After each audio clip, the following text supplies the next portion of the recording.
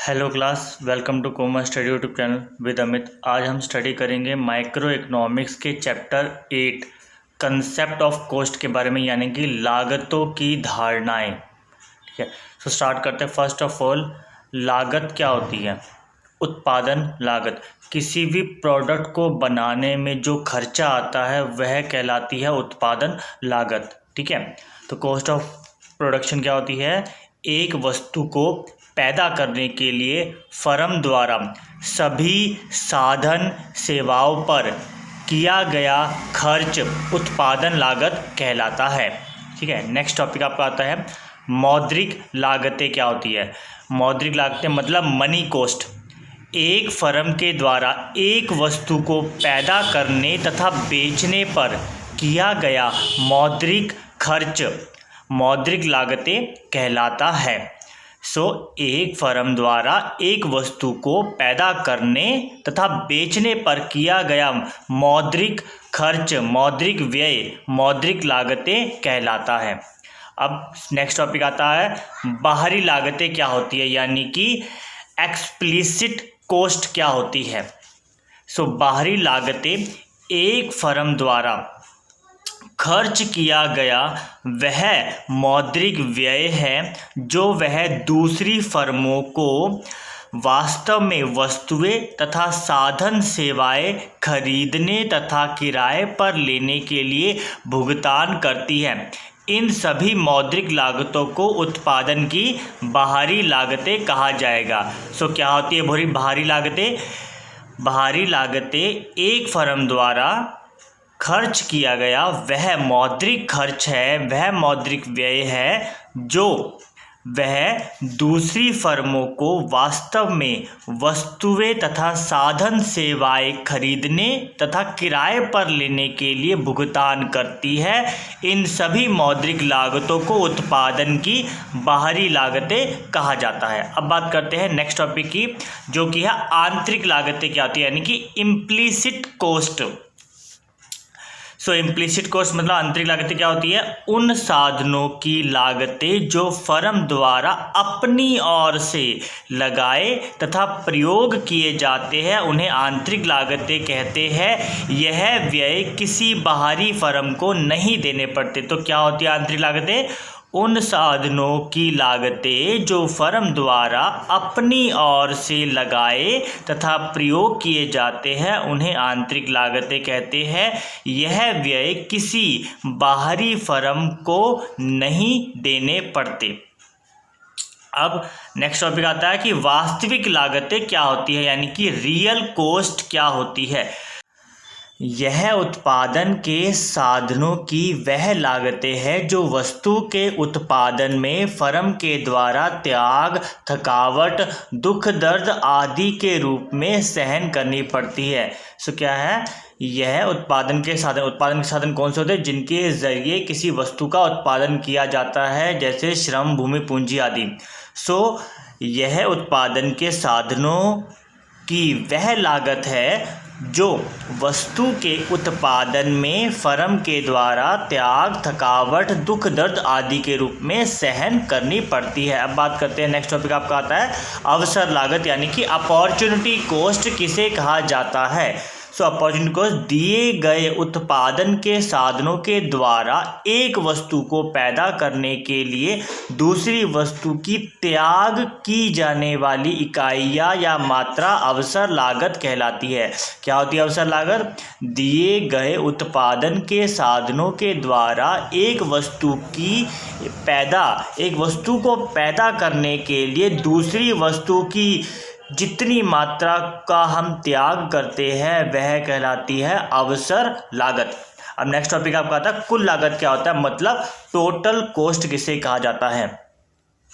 Total cost यह वह कुल मौद्रिक राशि होती है, वह कुल मौद्रिक अमाउंट राशि होती है जो उत्पादन के निश्चित स्तर को पैदा करने के लिए फर्म के द्वारा खर्च की जाती है। कौन सी होती है टोटल कॉस्ट? यह कुल टोटल कुल मौद्रिक राशि है जो उत्पादन के एक निश्चित स्तर को पैदा करने के लिए एक फर्म के द्वारा खर्च की जाती है। अब इसका फॉर्मूला क्या होता है? टीसी मतलब total cost is equal to TVC plus में टीएफसी मतलब टोटल वेरिएबल कॉस्ट प्लस में total fix cost is equal to total cost. इसका एक दूसरा फॉर्मूला आता है total cost is equal to average cost multiply में क्वांटिटी। ये आपको स्क्रीन पर भी दिख रहा है, ठीक है। ये किसका फॉर्मूला है? टोटल कॉस्ट का। अब बात करते हैं औसत लागत क्या होती है, यानी कि एवरेज कॉस्ट किसे कहा जाता है? यह वस्तु की प्रति इकाई पैदा करने की लागत होती है, यानी कि एक वस्तु को पैदा करने में जितना खर्च आता है उसे कहा जाता है औसत लागत, यानी कि एवरेज कॉस्ट। और एवरेज कॉस्ट का फॉर्मूला क्या होता है? एसी मतलब average cost is equal to total cost divide by में क्वांटिटी। अब नेक्स्ट टॉपिक है आपका सीमांत लागत, यानी कि मार्जिनल कॉस्ट क्या होती है? उत्पादन की एक एक्स्ट्रा इकाई को पैदा करने से जो कुल लागत में जितना परिवर्तन आता है उसे सीमांत लागत कहा जाता है। और सीमांत लागत का फॉर्मूला क्या होता है? एमसी मतलब marginal cost. MC is equal to TCN minus 1। और इसका एक अदर फॉर्मूला भी होता है कि MC is equal to change in TC upon में चेंज इन Q, कि चेंज इन TC का मतलब कि टोटल कॉस्ट में कितना चेंज आया डिवाइड बाय में क्वांटिटी में कितना चेंज आया, ठीक है। और इसका एक और फॉर्मूला होता है MC is equal to TVCN minus में TVCN माइनस में 1, यानी कि टोटल वेरिएबल कॉस्ट है TVC का मतलब, ठीक है। ये आपको स्क्रीन पे भी दिख रहा है इसका फॉर्मूला। नेक्स्ट आपका टॉपिक आता है स्थिर लागतें क्या होती है, जिसे फिक्स्ड कॉस्ट भी कहा जाता है। तो फिक्स्ड कॉस्ट क्या होती है? यह वह लागतें हैं जो स्थिर उत्पादन के साधनों पर खर्च करनी पड़ती है और यह वह उत्पादन के स्तर के साथ परिवर्तित नहीं होती है। तो स्थिर लागतें क्या होती है? यह वह लागतें होती है जो स्थिर उत्पादन के साधन, यानी कि उत्पादन के जो साधन स्थिर है उन साधनों पर जो खर्च करना पड़ता है उसे स्थिर लागत कहा जाता है और यह उत्पादन के स्तर के साथ बदलती नहीं है। नेक्स्ट आता है परिवर्ती लागतें क्या होती है, यानी कि वेरिएबल कॉस्ट किसे कहा जाता है? यह उन सभी खर्चों का जोड़ है जो परिवर्ती साधनों पर खर्च किए जाते हैं, यानी कि परिवर्तनशील साधनों पर किया जाने वाला खर्च क्या कहलाता है? परिवर्ती लागतें कहलाता है। ये उत्पादन के स्तर के साथ बदलता रहता है।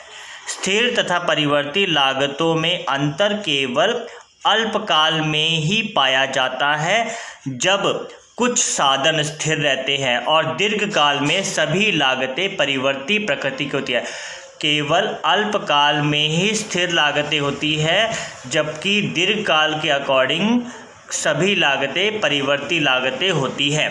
अब आगे नेक्स्ट टॉपिक आता है कि कुल लागतों तथा सीमांत लागतों में संबंध क्या है, यानी कि relationship between TC and MC। TC मतलब टोटल कॉस्ट एंड MC मतलब के मार्जिनल कॉस्ट के बारे में, ठीक है। रिलेशन बताना है, संबंध बताना है इनके बारे में। उत्पादन की एक अतिरिक्त इकाई पैदा करने से कुल लागत में जो वृद्धि होती है उसे सीमांत लागत कहा जाता है। अर्थात MC मतलब मार्जिनल कॉस्ट, TC मतलब टोटल कॉस्ट, TC में परिवर्तन की दर को प्रकट करती है। MC जो है वो TC में परिवर्तन की दर को प्रकट करती है, जबकि कुल लागत सभी इकाइयों की सीमांत लागतों का जोड़ होता है। कुल लागत क्या होता है? कुल लागत सभी इकाइयों की सीमांत लागतों का टोटल जोड़ होता है, ठीक है। अब MC तथा TC में जो रिलेशन होता है कौन कौन से होते हैं? 3 तरीके के इसके रिलेशन होते हैं। पहला होता है कि जब टीसी घटती दर से बढ़ती है तो एमसी कम हो रही होती है। जब टोटल कॉस्ट धीरे धीरे बढ़ती है, मतलब कि जब टोटल कॉस्ट घटती दर से बढ़ती है तो एमसी यानी कि मार्जिन कॉस्ट कम हो रही होती है। पहला संबंध ये। दूसरा क्या है कि जब टीसी बढ़ती दर से बढ़ती है तो एमसी बढ़ रही होती है। जब टीसी बढ़ती दर से बढ़ती है तो एमसी भी बढ़ रही होती है। तीसरा संबंध क्या है, जब टीसी यानी टोटल कॉस्ट स्थिर गति से बढ़ती है तो एमसी यानी कि मार्जिनल कॉस्ट न्यूनतम बिंदु पर होती है तथा वह थोड़े समय के लिए स्थिर रहती है। तो ये थे टीसी और एमसी में रिलेशन संबंध। अब बात करते हैं, नेक्स्ट टॉपिक आपका आता है कि औसत लागत तथा सीमांत लागत में संबंध बताइए, यानी कि relationship between AC and MC.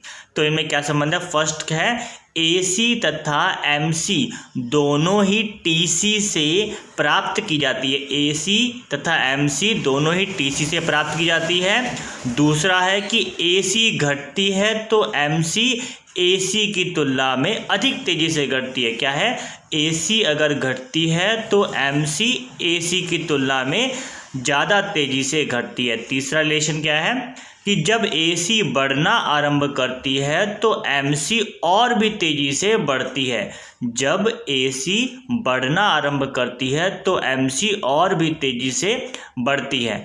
और लास्ट क्या है, चौथा, कि जब एसी न्यूनतम होती है तो एमसी उसके बराबर होती है। तो ये थे एसी और एमसी में रिलेशन।